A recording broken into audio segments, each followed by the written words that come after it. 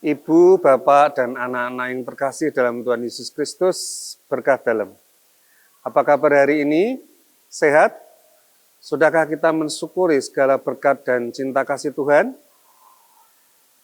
Dalam renungan singkat Gereja Katolik Stella Maris Jepara hari ini, Kamis 21 Mei 2026, bacaan diambil dari Injil Yohanes, bab 17 ayat 20 sampai 26. Dalam ayat 20, Yesus berkata, "Dan bukan untuk mereka ini saja aku berdoa, tetapi juga untuk orang-orang yang percaya kepadaku oleh pemberitaan mereka." Kalau dalam ayat 1 sampai 19 sebelumnya, Yesus berdoa untuk murid-muridnya, pada ayat 20 sampai 26 hari ini, Yesus secara khusus berdoa untuk kita semua yang percaya karena pemberitaan mereka. Yesus tidak hanya berdoa untuk para murid yang ada di dekatnya saat itu, tetapi juga untuk kita semua yang percaya kepadanya sampai hari ini.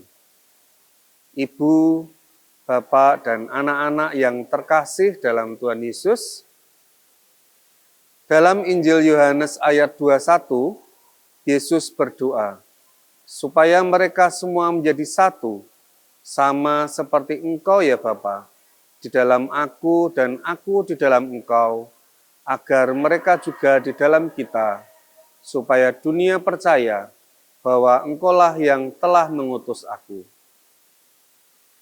Dalam kehidupan kita sehari-hari, seringkali dipenuhi dengan perpecahan. Misal, dalam sebuah keluarga, terdapat suami istri yang sering bertengkar di hadapan anak-anak mereka. Bahkan didengarkan oleh tetangga, seorang kakak yang iri dengan kasih sayang orang tua kepada adiknya. Di lingkungan menggosipkan umatnya sendiri, terdapat beberapa umat yang mengelompok. Apabila kelompoknya tidak berangkat pertemuan, maka yang lainnya tidak datang. Dalam pelayanan di gereja pun kadang muncul ego dan keinginan untuk menang sendiri. Ingin menunjukkan bahwa lingkungannya yang terbaik, yang lain tidak. Tidak mau membaur kalau bukan kelompoknya. Karena itu, doa Yesus hari ini sangat relevan bagi kita sekarang.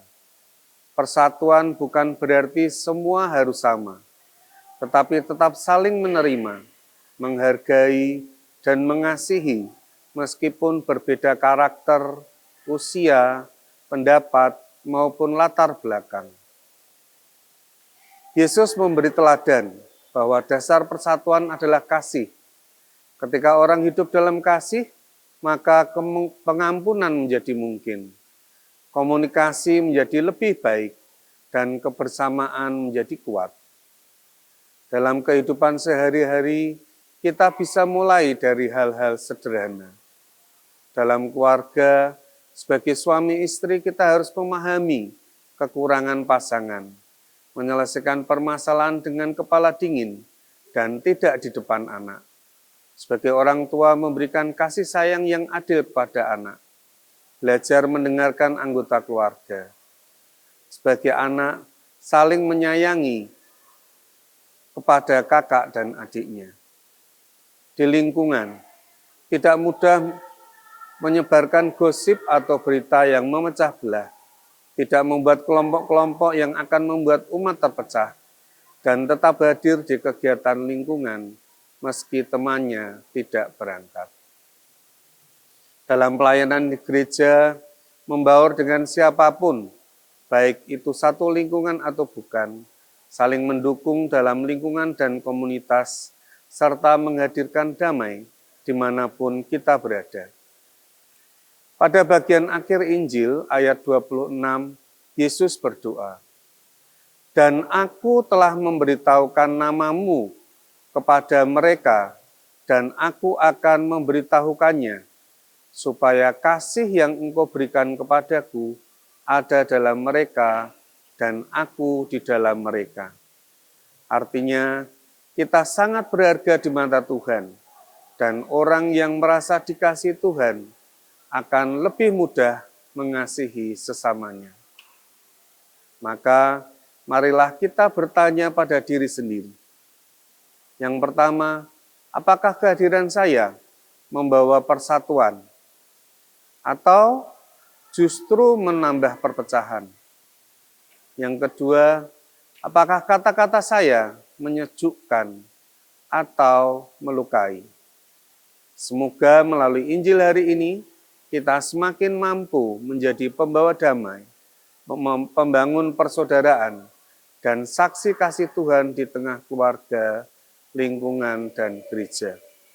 Kemuliaan kepada Bapa, Putra, dan Roh Kudus, seperti pada permulaan, sekarang, selalu, dan sepanjang segala abad. Amin.